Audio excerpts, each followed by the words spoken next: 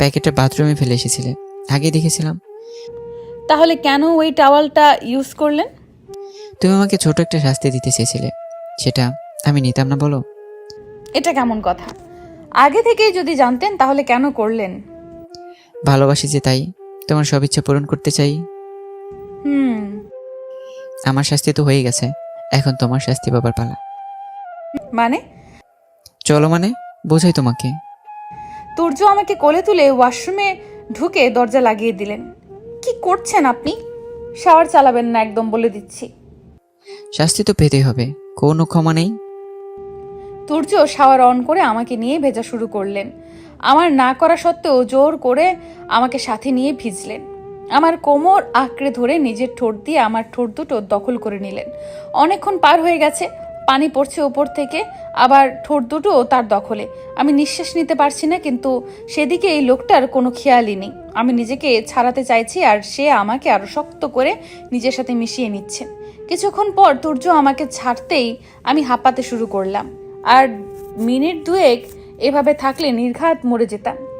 গোসল শেষে টাওয়াল জড়িয়ে বাইরে আসতেই তুর্য আবার কোলে তুলে নিলেন আমাকে। এই লোকটাকে আমি কি জব্দ করব? আমি নিজেই জব্দ হয়ে গেছি। তুর্য আমাকে বিছানায় শুইয়ে দিয়ে নিজের ভর আমার উপর ছেড়ে দিলেন। সকালে তুর্য আমাকে জড়িয়ে ধরে আমার বুকের উপর শুয়ে আছে। পরিবেশটা বেশ রোমান্টিক, কিন্তু আজ রোম্যান্সের চক্করে পড়ে থাকলে চলবে না। আমাকে নিচে যেতে হবে। নিউ মার্কেটের নাম্বার 1 চুলকানি পাউডার কতটুকু কাজ করেছে সেটা আমাকে দেখতে হবে না? ওই পেতনিটার পেঁচার মতো লাল মুখখানা না দেখলে কি আমার টাকাটা উসুল হবে? তুর্যকে আমার উপর থেকে সরিয়ে বিছানার চাদর জড়িয়ে ওয়াশরুমে চলে গেলাম। চট জলদি ফ্রেশ হয়ে নিচে দৌড় দিলাম। 1 সেকেন্ডও মিস দেওয়া যাবে না। নিচে বসে আছি অনেকক্ষণ যাবত। উদ্দেশ্য কিয়ারার বাদরের মতো মুখটা দেখব। সবাই নাস্তা খাচ্ছে, তুর্যও এসে পড়েছে। কিয়ারা নামার কোনো নামগন্ধ নেই। আমি অধীর আগ্রহ নিয়ে বসে আছি। তারপর আমার আগ্রহের সমাপ্তি ঘটেছে। কিয়ারা নিচে নামছে, যদিও ওড়না দিয়ে মুখ বেশ খানিকটা ঢেকে রেখেছে, কিন্তু যেটুকু বেরিয়ে আছে সেটি দেখেই আমি হেসে গুটি গুটি হয়ে যাচ্ছি। আমার হাসি দেখে বাকি সবাইও হেসে দিল। যাক বাবা, পেতনিটা ভালোই জব্দ হয়েছে। সারা রাত চুলকানিময় ভালোবাসা। কিয়ারা কোনো রকম নাস্তা করে বাসা থেকে বেরিয়ে গেল। তুর্য আজকে কিয়ারার সাথে না গেলেও কিয়ারার যাওয়ার কিছুক্ষণ পর গেলেন। একটা ক্যাফেতে রায়ানের মুখোমুখি বসে আছে তাপসী। রায়ান ইতিমধ্যেই 4 গ্লাস পানি শেষ করে ফেলেছে, আর তাপসী হা হয়ে দেখেই যাচ্ছে রায়ানকে। হয়তো আর কিছুক্ষণ এভাবে থাকলে খেয়েই ফেলবে। তাপসীর এভাবে তাকিয়ে থাকা রায়ানকে বেশ অস্বস্তিতে ফেলছে। গলা ঝাড়ি দিয়ে তাপসীকে নর্মাল করার ব্যর্থ চেষ্টা করল রায়ান, কিন্তু তাপসীর নরম চরণ কিছুই নেই। উপায় অন্তর না পেয়ে রায়ান তাপসীর হাত ধরে ঝাঁকি দিল। এতক্ষণে তাপসীর ঘোর কাটল। মুখে একটা বিশ্বজয়ের হাসি দিয়ে তাপসী রায়ানের দিকে আঁকাতে লাগলো। রায়ান ভয়ে ভয়ে ভিতরের দিকে চেপে যাচ্ছে। আচমকা তাপসী রায়ানের গালে একটা চুমু বসিয়ে দিল। তাপসীর এহেন কাণ্ডে রায়ান পুরোই বেকুব বনে গেছে, ফ্রিজ হয়ে বসে আছে। শুনেন মিস্টার জামাই, আমাদের বিয়ে না পাকা হয়ে গেছে। আপনিও রাজি আর আমি তো এক পায়ে দাঁড়ানো। এখন শুধু বাকি আপনার পরিবার। সেটা আমি একদিনেই ম্যানেজ করে নেব। আপনার ফ্যামিলি রাজি হলে আমার ফ্যামিলিকে ম্যানেজ করা কোনো ব্যাপারই না। তাপসীর কথায় রায়ানের ঘোর কাটে। এই মেয়ে তো ভারী ডেঞ্জারাস। এই মেয়েকে কিছুতেই হ্যাঁ বলা যাবে না। আপনি এসব কি বলছেন? বিয়ে কখন পাকা হলো? আমি তো শুধু আপনার সাথে কথা বলতে এসেছিলাম, যাতে আপনি আমাকে রিজেক্ট করে দেন। কেন কেন? আমি কেন আমার জানুটাকে রিজেক্ট করব? কি জানো? কে জানো? আপনি আমার জানো। দেখুন মিস, আমি অন্য কাউকে ভালোবাসি, তাই আমার পক্ষে আপনাকে বিয়ে করা সম্ভব না। তাপসী ভ্রুকুচকে কিছুক্ষণ রায়ানের দিকে তাকিয়ে থেকে আবার বলতে শুরু করলো। ওইসব ভালোবাসাটা আজ থেকে বাদ। আজকের পর থেকে আপনার মুখে শুধু তাফসি নামটাই শুনতে চাই। আচ্ছা মুসিবত মেয়ে তো আপনি। সে যাই বলেন, আমার কিছুই যায় আসে না। শুনুন, বিয়ের আগে একটু একটু প্রেম সবারই থাকে, কিন্তু বিয়ের পর আর সেটা থাকবে না। কারণ আমি আমার ভালোবাসা দিয়ে আপনার মন জয় করে নেব, বুঝলেন? দেখুন তাফসি, এই আপনি আপনি কি লাগিয়ে রেখেছেন? তুমি বলবেন। দেখো তাফসি, বোঝার চেষ্টা করো। আমি অন্য কাউকে ভালোবাসি। যদিও সে অন্য কারো বিবাহিতা স্ত্রী, তবুও আমার মনে তার জায়গাটা অন্য কাউকে দিতে পারবো না। আপনি জানেন আজ আপনার সাথে দেখা করে কতটা খুশি হয়েছি। আজকে আমি আমার পছন্দে গর্বিত। আমি একটা হীরা খুঁজে নিয়েছি আমার জন্য। মানে? যে মানুষটা তার ভালোবাসা এখন অন্য কারো বউ, এটা জানার পরেও তাকে এতটা ভালোবাসে, সেই মানুষটা তার নিজের বউকে কতটা ভালোবাসবে। কিন্তু আমি তোমাকে ভালোবাসতে পারবো কিনা আমি জানি না। আমি তো জানি আমার একলার ভালোবাসাই আপাতত আমাদের দুজনের জন্য যথেষ্ট। আপনিও আমাকে একটা সময় ভালোবেসে ফেলবেন, আমার বিশ্বাস আছে। রায়ান আর কিছু বলল না। আর কিছু বলার মতো ভাষা রায়ানের নেই। সব ছেলেরাই চায় একটা মেয়ে তাকে এমনভাবে ভালোবাসবে। রায়ানও চাইতো, তবে সেটা হীরের বেলায়। যেদিন থেকে ভালোবাসা জিনিসটা বুঝতে শিখেছে সেদিন থেকে হীরকেই চেয়েছে। তারাও খুব ইচ্ছে মতো হীর তাকে ভালোবাসে এমন পাগলামি করবে, কিন্তু হীরের পাগলামিগুলো সব সময় তুর্যের মধ্যেই সীমাবদ্ধ ছিল। আজকে তাপসীর পাগলামিগুলো জোর করে আদর করা সবটাই রায়ানের আগের ইচ্ছে পূরণ করছে। সময়ের ব্যবধানে মানুষটা শুধু ভিন্ন, ইচ্ছেগুলো আগের মতোই আছে। তাপসী রিকশায় রায়ানের হাত ধরে বসে শহর দেখছে। রায়ানও দেখছে সেই চেনা শহরটা, কিন্তু আজকে সেই অতি পরিচিত চেনা শহরটা বড্ড অচেনা লাগছে তার কাছে। যেন হাজার বছরের কাঙ্ক্ষিত প্রিয়তমাকে খুঁজে পেয়েছে রায়ান। এতক্ষণে একটু গভীর মনোযোগ দিয়ে দেখছে সে তাপসীকে। মেয়েটা ভারী মিষ্টি, যদিও মুখে কোনো জায়গায় তিল নেই, কিন্তু চোখগুলো অনেক বড় আর কাজল কালো। এই চোখের দিকে বেশিক্ষণ তাকিয়ে থাকলে যে কোনো মহাপুরুষ আত্মনিয়ন্ত্রণ হারিয়ে ফেলবে। যেখানে মহাপুরুষরাই দুর্বল, সেখানে রায়ানের তাকিয়ে থাকার মানে হয় না। দৃষ্টি সরিয়ে নিল রায়ান। রিকশা চলে যাচ্ছে আপন গতিতে। থাক না আজকের ভ্রমণটা গন্তব্যহীন। ভয়ে জড়সড় হয়ে দাঁড়িয়ে আছে কিয়ারা। মুখ লাল হয়ে আছে তার, কিন্তু সেটা চুলকানির জন্য নাকি ভয়ে সেটা বোঝা মুশকিল। কিছুক্ষণ মূর্তির ন্যায় দাঁড়িয়ে থেকে সামনে বসে থাকা লোকটার পায়ের উপর পড়ে গেল কিয়ারা। আমাকে প্লিজ ক্ষমা করে দাও রুহান। আমি অনেক চেষ্টা করেছি হীরকে তুর্যর জীবন থেকে সরানোর, কিন্তু পারিনি। কিন্তু তুমি আমাকে আর একটা সুযোগ দাও। বিশ্বাস করো, তুর্য আমাকে ভালোবাসে। সে আমাকে প্রমিস করেছে সে হীরকে ছেড়ে দিয়ে আমার সাথে বিয়ে করে নেবে। তুর্য প্রমিস করেছে আর তুমি বিশ্বাস করে নিলে? তুর্য যে কি পরিমাণ দ্রুত তা তোমার মতো ডাফর কখনোই বুঝতে পারবে না। তুর্যকে আমি প্রায় 8 বছর ধরে চিনি। তুর্য শিরা শিরা প্রবাহিত হয় হীর। এত সহজেই সে হীরকে ভুলে অন্য কারো প্রেমে পড়তে পারবে না।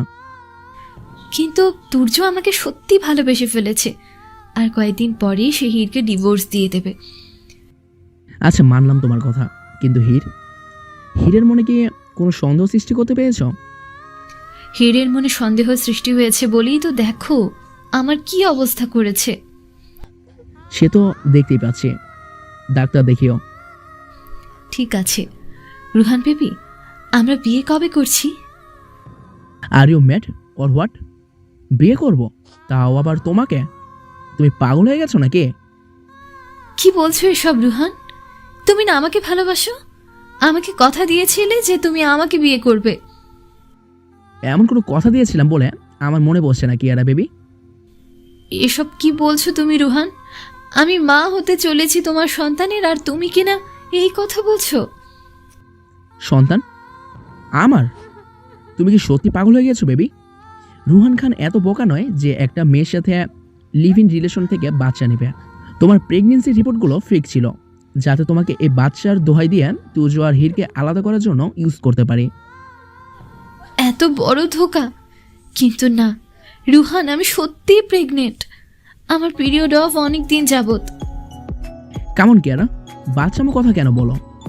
তুমি আমার সাথে থাকো, আমার সাথে খাবার খাও। ফেক রিপোর্ট বানাতে পারলাম আর তোমাকে কয়েকটা মেডিসিন খাওয়াতে পারবো না? প্লিজ রোহান, এমন করো না। আমি তোমাকে ভালোবাসি। লুক কিয়ারা, আমার তোমার সাথে কোনো শত্রুতা নেই। তুমি অনেক ভালো একটা মেয়ে। প্রথমে তুমি আমার প্ল্যানে আমার সাপোর্ট করতে মানা করে দিয়েছিলে, তাই আমাকে এই নাটকটা করে তোমাকে রাজি করতে হয়েছে। বলতে গেলে আমিও তোমাকে কিছুটা ভালোবেসে ফেলছি, কিন্তু আমি আমার থেকেও অনেক অনেক বেশি ভালোবাসি আমার প্রতিশোধকে। Please Ruhan. You can go now. Ruhan, I say get out. Kiara ওখানে থেকে কেঁদে বেরিয়ে গেল। রোহান কিয়ারার যাওয়ার দিকে কিছুক্ষণ তাকিয়ে থেকে পাগলের মতো শব্দ করে হাসতে লাগলো।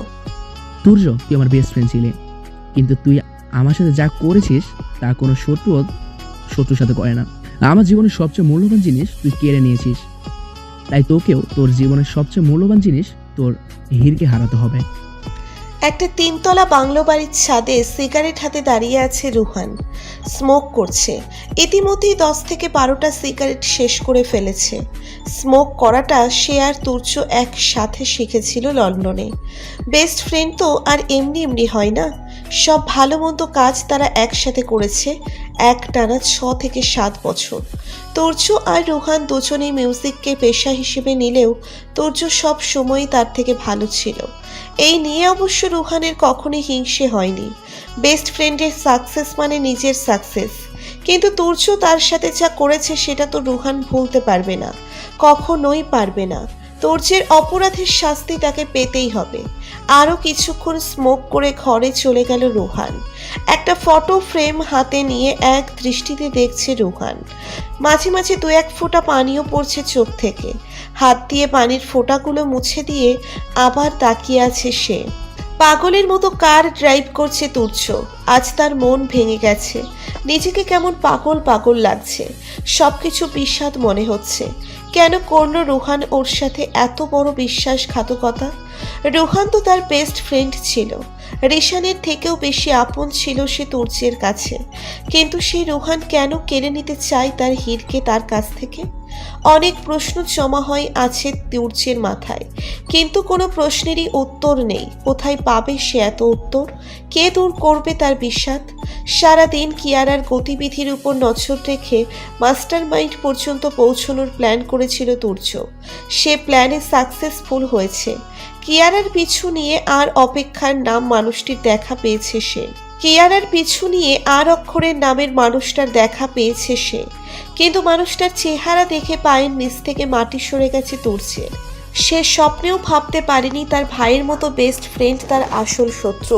এত বড় ধোঁকা সামলে নিতে বেশ হিমশিম খাচ্ছে তুর্য। হঠাৎ একটা কার তুর্যের কারের সামনে এসে পড়ল। বেপরোয়াভাবে কার ড্রাইভ করায় আর ড্রাইভিংয়ে মনোযোগ না থাকায় তুর্য কন্ট্রোল করতে পারল না, আর গাড়ি বাম দিকে বেঁকে গেল। একটা গাছের সাথে বাড়ি খেয়েছে তার কার। মাথায় ব্যথা পেয়ে অজ্ঞান হয়ে গেছে তুর্য। রাত 11টা বেজে 12 মিনিট। তুর্য এখনো বাড়ি ফেরেনি। ফোনটাও বারবার নট রিচেবল বলছে। টেনশন হচ্ছে আমার অনেক। এই লোকটা আমাকে একটুও শান্তিতে থাকতে দেবে না। কেন এত কষ্ট দেয়? সেই বিকেলে বেরিয়ে গেছে, এখনো ফেরার নাম নেই। আমার কি চিন্তা হয় না? ফোনটা বিছানায় ফেলে পায়চারি করছিলাম, তখন মোবাইলটা বেজে উঠল। নিশ্চয়ই তুর্য ফোন করেছেন। ফোনটা হাতে নিতেই দেখলাম তুর্যর বডিগার্ড জন কল করেছে। কি মনে করে এত রাতে জন ফোন করলো? কলটি রিসিভ করতেই ওপাশ থেকে বলল, হ্যালো ম্যাম। হ্যাঁ জন বলো, তোমার স্যার কোথায়? এত রাত হলো এখনো ফেরেনি। ম্যাম, স্যার অ্যাক্সিডেন্ট করেছেন, এখন হসপিটালে অ্যাডমিট আছে। জনের মুখে তুর্যর অ্যাক্সিডেন্টের কথা শুনতেই মোবাইলটা আমার হাত থেকে পড়ে গেল। এটা কি শুনলাম আমি? এটা কিভাবে সম্ভব? তুর্যর অ্যাক্সিডেন্ট, হসপিটাল? না, আমি হয়তো ভুল শুনেছি। জন অন্য কিছু বলছিল, আমি শুনতে পাইনি। আরেকবার জনকে জিজ্ঞেস করতে হবে। কিন্তু আমি যে নড়তে পারছি না, মনে হচ্ছে পা দুটো অবশ হয়ে যাচ্ছে, চোখেও কেমন ঝাপসা ঝাপসা দেখছি। আচ্ছা, আমি কি জ্ঞান হারাচ্ছি? বুঝতে পারছি না। শরীরটা নিস্তেজ হয়ে মনে হচ্ছে মেঝেতে ঢলে পড়লো। চোখ দুটো বন্ধ হয়ে আসছে। ঝাপসা চোখে কি যেন দেখতে পাচ্ছি। তুর্যর হাত ধরে এক বুড়ো মহিলা কোথায় যেন টেনে নিয়ে যাচ্ছে। তুর্যকে সে জড়িয়ে ধরে রেখেছে। বুড়ো মহিলার চেহারাটা অনেক পরিচিত, হয়তো আমি দেখেছি তাকে। ফোনের ওপাশ থেকে জন এখনো হ্যালো হ্যালো করেই যাচ্ছে, কিন্তু হীর অজ্ঞান হয়ে মেঝেতে পড়ে আছে। অনেকক্ষণ পরেও হীরের সাড়া না পেয়ে জন লাইনটা কেটে দিয়ে তিয়াস চৌধুরীকে ফোন করে সব বলল। তনিমা তুর্যের ঘরে এসে দেখে হীর এখনো অবচেতন অবস্থায় নিচে পড়ে আছে। অনেক চেষ্টার পরেও যখন হীরের জ্ঞান ফিরে আসে না, তখন সবাই হীরকে হসপিটালে নিয়ে যায়। তুর্যকে যেই হসপিটালে অ্যাডমিট করা হয়েছে, হীরকেও সেখানেই অ্যাডমিট করা হয়েছে। সৌভাগ্যক্রমে তুর্যের তেমন কোনো ক্ষতি হয়নি, শুধু মাথায় আর হাতে একটু কেটে ছিলে গেছে। তোর্যকে ঘুমের ঔষধ আর পেইন কিলার দিয়ে ঘুম পাড়িয়ে রাখা হয়েছে। হীরের চেক আপ শেষে হীরকেও মেডিসিন দিয়ে রাখা হয়েছে। হঠাৎ অ্যাক্সিডেন্টের কথা শুনে হীর স্ট্রেসে জ্ঞান হারিয়েছিল। বেশ কিছুক্ষণ পেরিয়ে গেছে, হীর ঘুমিয়ে আছে। রাহি আর তাপসী হীরের মাথার কাছে বসে আছে। ডাক্তার বলেছে কিছুক্ষণের মধ্যে হীরের জ্ঞান ফিরে আসবে। ওইদিকে তুর্যের অবস্থাও আগের তুলনায় অনেকটা ভালো, যে কোনো সময় জ্ঞান ফিরে আসতে পারে। হঠাৎ হীর তুর্য বলে চিৎকার করে উঠল। হীরের চিৎকারে তাপসী রাহি দুজনেই ভয় পেয়ে যায়। হীর পাগলের মতো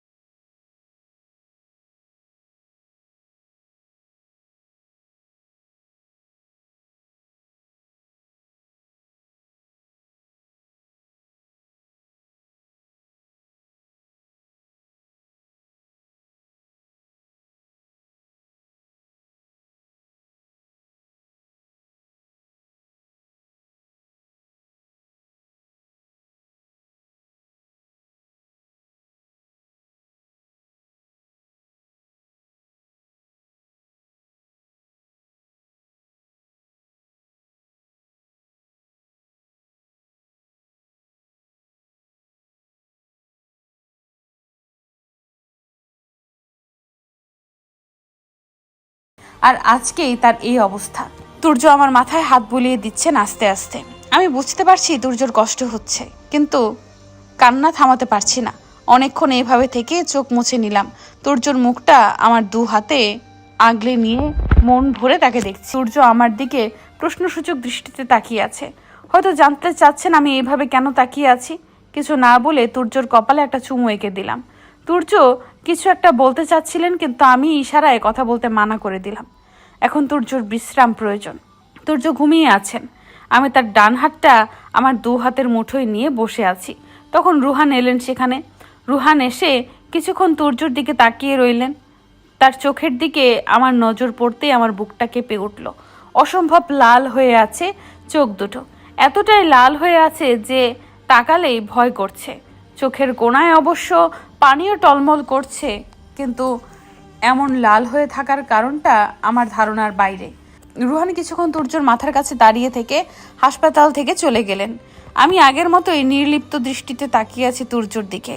আজ মন ভরে দেখব আমি আমার স্বামীকে, আমার ছোটবেলার ভালোবাসাকে। সব মনে পড়ে গেছে আমার। তুর্যর সাথে কাটানো ছোটবেলা, 9 বছর বয়সে পুতুল খেলার মতো বিয়ে, বড় হওয়ার সাথে সাথে ভালো লাগা, ভালোবাসায় রূপ নেওয়া, আমার জন্য তুর্যর করা পাগলামিগুলো সব মনে পড়ছে আমার। তুর্য আর আমার বিয়ের 2 দিন পর অ্যাক্সিডেন্ট। ভীষণ কান্না পাচ্ছে আমার। তুর্য আমার জন্য কত কষ্ট করেছেন, প্রতিটা সময় তার কিভাবে কেটেছে আমি ছাড়া। আমিও তো তুর্যর সাথে কত অন্যায় করেছি, যা নয় তা বলেছি ওনাকে। চরিত্রহীন, অমানুষ, ছি, নিজের উপর নিজের ঘৃণা হচ্ছে। যে মানুষটা আমাকে এতটা ভালোবেসেছে, সেই মানুষটাকে আমি এতটা কষ্ট দিয়েছি। সৃষ্টিকর্তা আমাকে কখনোই ক্ষমা করবেন না। আমি কিভাবে এই মানুষটাকে ভুলে গেলাম, কিভাবে এত কষ্ট দিলাম তাকে। আমার মা বাবা তারা কোথায়? জ্ঞান ফেরার পর তাদের দেখতে পাইনি। তারাও আমার সাথে অ্যাক্সিডেন্ট করেছিল। তবে কি তারা আর এই পৃথিবীতে নেই? আমার বাবা মা আর নেই। আমি এতিম হয়ে গেছি। আমার বুক ফেটে কান্না আসছে, কিন্তু কাঁদতে পারছি না। তুর্যর প্রচুর বিশ্রাম প্রয়োজন। তুর্যর বুকে মাথা রেখে মুখ চেপে কেঁদে যাচ্ছি। একটা নদীর পাড়ে গাড়ি থামিয়ে গাড়িতে হেলান দিয়ে দাঁড়িয়ে ড্রিঙ্ক করছে রুহান। তুর্যকে সে ঘৃণা করে, প্রচণ্ড ঘৃণা করে, কিন্তু তুর্যের এই অবস্থা সে মেনে নিতে পারছে না। তার কোনো ভাই নেই, বন্ধুত্বের শুরু থেকে তুর্যকেই সে ভাইয়ের জায়গা দিয়েছে জীবনে, কিন্তু সেই তুর্যই তার কলিজার টুকরার হত্যাকারী। কিভাবে ক্ষমা করবে রুহান তুর্যকে? কিভাবে ভুলে যাবে রুহির লাশটাকে? আজও চোখ বন্ধ করলে রুহির হাসি মুখটা দেখতে পায় রুহান। তার আদরের ছোট বোন, তার কলিজার টুকরার হত্যাকারীকে কিভাবে সে ক্ষমা করতে পারে? মদের বোতল মুখে লাগিয়ে পুনরায় সেই দৃশ্য মনে করছে রুহান। 3 বছর আগে লন্ডনে আত্মহত্যা করেছিল রুহানের একমাত্র ছোট বোন রুহি। রুহি রুহানের বাসায় থাকলেও যখন সে আত্মহত্যা করেছিল তখন রুহান মিউজিক অ্যালবামের কাছে লন্ডনের বাইরে ছিল।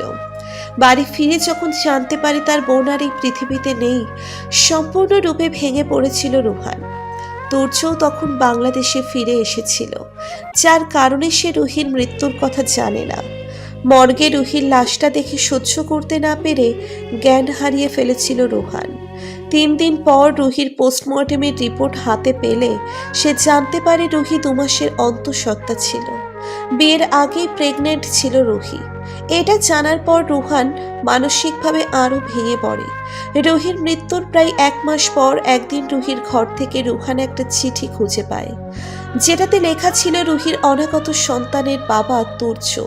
কিন্তু তুর্য আগে থেকেই বিবাহিত আর তার ওয়াইফকে অনেক ভালোবাসে, এজন্য সে রুহিকে বিয়ে করতে পারবে না। রুহির পেটের সন্তানকেও তুর্য মেনে নেবে না, যার জন্য আর কোনো উপায় না পেয়ে রুহি আত্মহত্যা করেছে। তুর্যকে রুহি জানতো, কিন্তু তুর্য বিবাহিত, তুর্যকে রুহি পছন্দ করত, এটা রুহান আগে থেকেই জানতো। কিন্তু তুর্য বিবাহিত, এই জন্য কখনোই রুহিকে তুর্যের দিকে আগাতে দেয়নি। কিন্তু রুহান কল্পনাতেও ভাবেনি যে রুহির সাথে তুর্য এসব কিছু করবে। এসব জানার পর আর রুহান ঠিক থাকতে পারেনি। অনেকবার চেষ্টা করেছে তুর্যকে জানে মেরে ফেলার, কিন্তু তুর্যকে আঘাত করতে গেলে বারবার রুহানের বুক কেঁপে উঠত, কারণ এই তুর্যকে সে একটা সময় ভাই মানত। এজন্য রুহান প্ল্যান বানালো তুর্যকে জীবিত লাশ বানিয়ে রাখার। তুর্য যেমন তার জীবনের সবচেয়ে মূল্যবান জিনিস কেড়ে নিয়েছে, সেও তেমনি তুর্যের জীবনের সবচেয়ে মূল্যবান জিনিস হীরকে কেড়ে নেবে। রুহান চাইলেই হীরকে জানে মারতে পারত, কিন্তু সে তুর্যকে আরো বেশি কষ্ট দিতে চায়। হীর মারা গেলে তুর্য হয়তো 1 থেকে 2 বছর কাঁদবে, কিন্তু হীর ওর কাছে থেকে দূরে সরে এলে এই কষ্টটা তুর্য সারা জীবন উপলব্ধি করবে। তাই তো হীরের অ্যাক্সিডেন্টের পর সে ডাক্তারকে দিয়ে হীরকে ড্রাগস দেওয়াতো, যাতে হীর তুর্যর অস্তিত্বই ভুলে যায়। হয়েছিলও তাই, কিন্তু তুর্যের ভালোবাসা আবারও হীরকে ওর কাছে টেনে এনেছে। মদের বোতলটা খালি হয়ে গেলে নিচে ছুঁড়ে দিয়ে ভেঙে ফেলল রুহান। হাসপাতালের ওয়েটিং রুমে বসে আছে তাপসী, কাঁদতে কাঁদতে চোখ ফুলে গেছে তার। 2 কাপ কফি হাতে রায়ান তাপসীর পাশে এসে বসে পড়ল। তাপসী নির্লিপ্ত দৃষ্টিতে রায়ানের দিকে তাকিয়ে আবারও চোখ নামিয়ে নিল।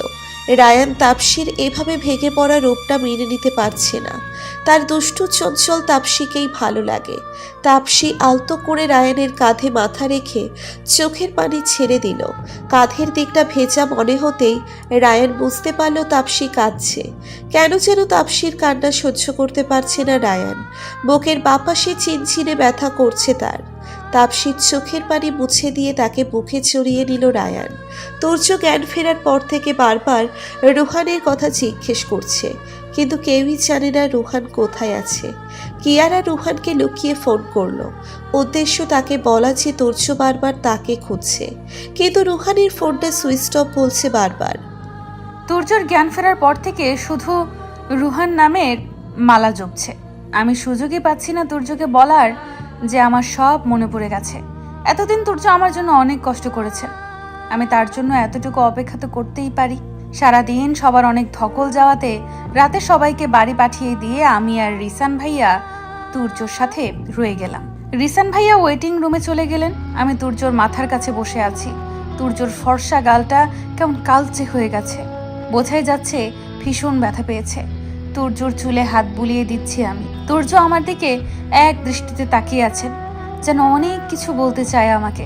হয়তো সে যা বলতে চায় তার অনেক কিছুই আমি জানি। তুর্য আমাকে তার পাশে শুয়ে পড়তে বললেন। আস্তে করে একটু চেপে গিয়ে আমার জন্য জায়গাও করে দিলেন। আমি তুর্যর কপালে একটা ভালোবাসার পরশ এঁকে দিয়ে তাকে জড়িয়ে ধরে ঘুমিয়ে পড়লাম। যদিও আমি প্রতিদিন এই মানুষটার বুকে ঘুমাই, কিন্তু আজকে কেন জানি না অনেক বেশি ভালো লাগছে। তুর্যকে দেখতে দেখতে কখন যে ঘুমিয়ে পড়েছি কে জানে। সকালে ঘুম ভাঙতেই দেখি তুর্য আমাকে এক হাতে জড়িয়ে ধরে রেখেছেন। মুখ তুলতেই দেখলাম উনি আমার দিকে মুচকি হেসে তাকিয়ে আছে। বাইরে এখনো অন্ধকার, সকাল হতে ঢের বাকি। এত তাড়াতাড়ি কেন উঠে পড়লেন? কাল থেকে ঘুমিয়েই তো যাচ্ছি, আর কত ঘুমাবা? অসুস্থ হলে শান্তি মতো আরো ঘুমাতে হয়। আমার ঘুম এমনিতেই পুরো হয়ে গেছে। তুমি আমার বুকে ঘুমিয়েছো, এর চেয়ে বেশি শান্তি আর কোথায় পাবো বলো? হয়েছে, আর ঢং করতে হবে না। খুব তো আমাকে একা ফেলে পালানোর প্ল্যান করেছিলেন। আমি ঢং করছি? আমি মোটেও ঢং করছি না। তোমার জন্য মৃত্যুর মুখ থেকে ফিরে এসেছি। তুর্যর মুখ থেকে মৃত্যুর কথা শুনতেই আমার বুক কেঁপে উঠল।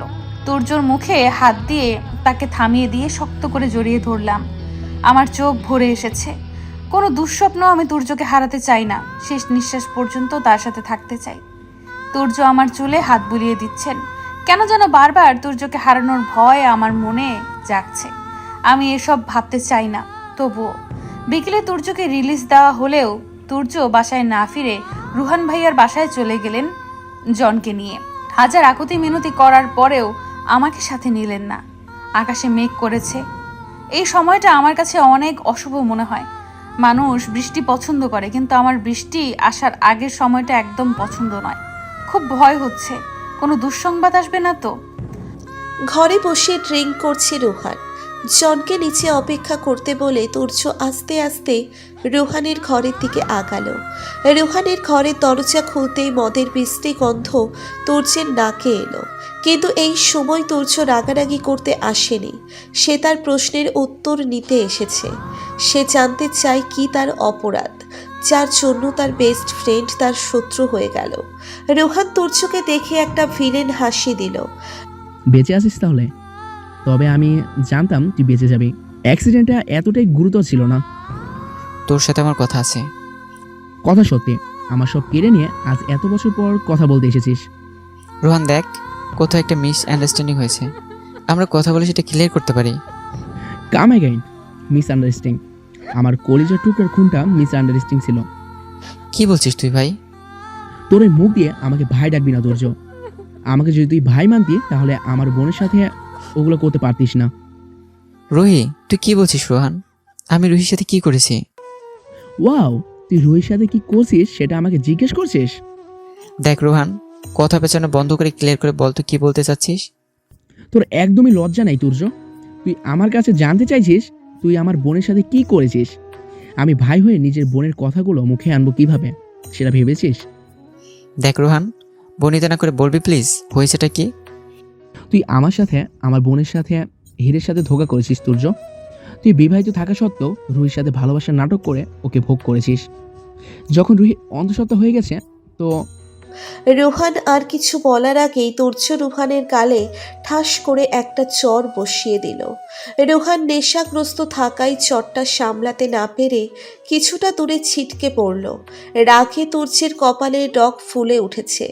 চোখ দুটো অসম্ভব লাল হয়ে আছে।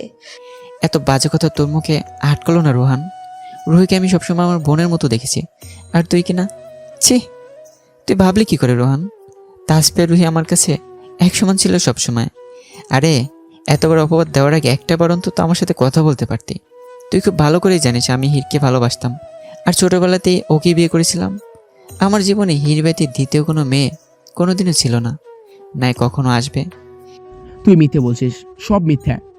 আমি জানি এগুলো সব তোর চাল, আমাকে ভুলভাল বোঝাচ্ছিস। কিন্তু রুহি মারা যাওয়ার আগে যে চিঠিটা লিখেছিল সেটাতে স্পষ্ট লেখা আছে তুই রুহিকে মিথ্যে ভালোবাসার জালে ফাঁসিয়েছিস অ্যান্ড ওকে ভোগ করেছিস। রুহি 2 মাসের অন্তঃসত্ত্বা ছিল তুর্য। এসব কিছু মিথ্যে রোহান। রুহি আর আমার মাঝে ভাই বোনের সম্পর্ক ব্যতীত তার কোনো সম্পর্কই ছিল না।